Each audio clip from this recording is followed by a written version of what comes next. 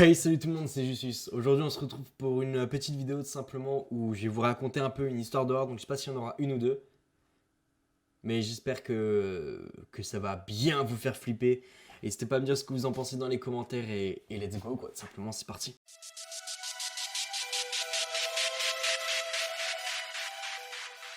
Quand j'étais petit, mes parents m'emmenaient parfois chez ma tante pour le week-end.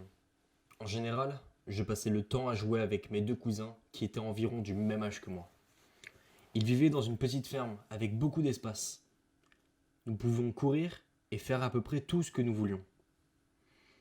Un jour, nous avons décidé d'aller visiter le terrain voisin, qui se trouvait à plusieurs centaines de mètres de la maison de mon oncle.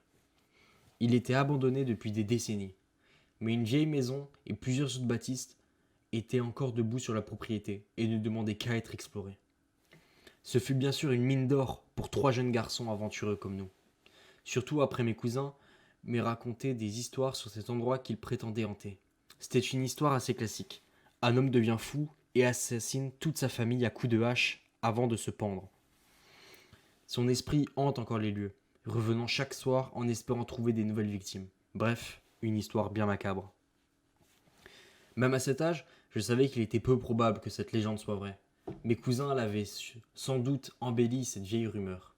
Mais voyant qu'ils restaient très convaincus, j'avais décidé d'y croire un peu pour le plaisir. Un après-midi, alors que nous jouons à cache-cache, j'ai couru jusqu'à une vieille bâtisse qui possédait un deuxième étage. Ce semblait être un ancien appartement pour ouvriers. J'ai rapidement exploré l'endroit en faisant le moins de bruit possible, puisqu'il y avait plusieurs effets personnels éparpillés sur le sol. L'endroit sentait l'humidité, et la peinture écaillée tombait des murs. J'ai finalement trouvé un vieux placard dans la chambre à coucher, c'était l'endroit parfait. Il y avait encore de longues robes suspendues dans le placard et je pouvais aisément me cacher derrière. Une fois la porte refermée, mon seul éclairage était un rayon de lumière qui se glissait sous la porte. Je me suis accroupi, les genoux serrés contre la poitrine, et j'attendis. Mais le temps passait, et il n'y avait toujours aucun signe de mes opposants. J'ai attendu un peu plus. Je me demandais combien de temps il fallait rester là avant de m'auto-proclamer vainqueur. Après environ une heure, ça commençait à devenir ennuyeux et je combattais le sommeil. Je me suis réveillé en sursaut. Il faisait nuit noire, somnolent et confus, j'avais oublié un instant où j'étais et ce que je faisais. Comme je retrouvais tranquillement mes esprits, j'ai réalisé que j'avais été abandonné ici. J'ai soudainement été envahi d'une grande frayeur. Alors que je tentais de me redresser, j'ai ressenti une crampe très vive au mollet. J'attendais que la douleur passe en me massant la jambe lorsque j'ai entendu la porte d'une pièce voisine se fermer violemment. J'étais soudainement saisi d'effroi. Était-ce un de mes cousins? Il y avait une brève période de silence, puis des pas au bas de l'escalier. Mais non, pas seulement des pas, mais des bruits sourds et délibérés. Rien qui ne ressemblait à des pas d'enfant. Je retenais mon souffle, en priant pour qu'il parte au loin.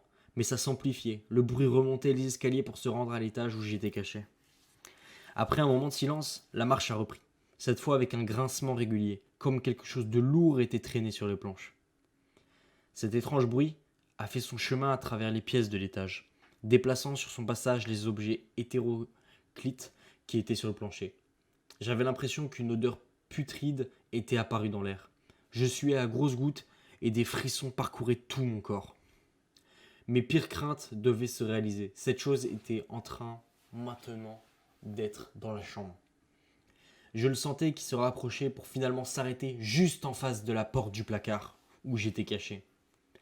Après une longue et angoissante pause, les pas ont recommencé et quitté la pièce, afin de se rendre dans une pièce voisine et de s'évanouir dans le corridor.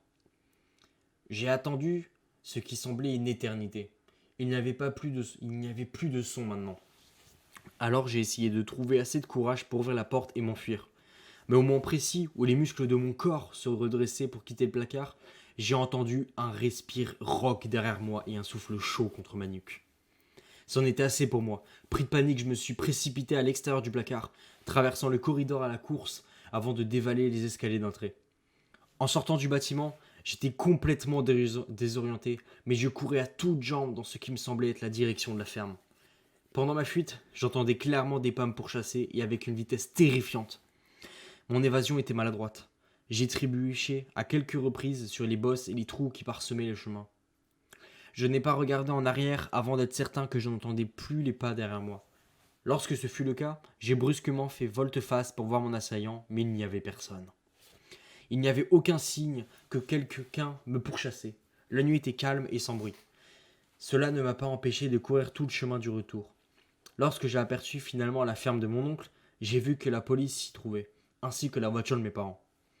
Une fois dans la maison, mes parents étaient là fous d'inquiétude. Tout le monde exigeait de savoir où j'étais. Apparemment, comme mes cousins ne l'avaient toujours pas trouvé le soir venu, ils étaient rentrés chez eux le dire à leurs parents. Finalement, la police a été appelée et avait vérifié tous les bâtiments de la ferme. Les policiers insinuaient que je mentais. Rien de tout cela ne semblait logique. Ce n'est que plus tard que l'un de mes cousins devait me raconter que s'il était réellement arrivé. Lui et son frère avaient passé des heures à me chercher comme il l'avait dit. Mais la partie qu'ils ne disent pas à n'importe qui, c'est qu'ils pensaient m'avoir repéré dans la fenêtre de la chambre. Quand ils se sont approchés, ils ont vu que ce n'était pas moi. Un jeune garçon qui leur était inconnu souriait en agitant les bras, vers eux, leur faisant signe de venir à l'étage. Bon les gars, en vrai cette histoire elle était assez flippante. Dites-moi ce que vous en avez pensé en commentaire parce que moi personnellement je suis tombé dessus par hasard. C'était l'histoire d'un enfant je crois qui maintenant est adulte en anglais. L'histoire me fait vraiment flipper. Dites-moi si ça vous est déjà arrivé ce genre de choses dans les commentaires. N'hésitez pas au passage aussi à me rejoindre sur Instagram et sur Discord, voilà tout simplement.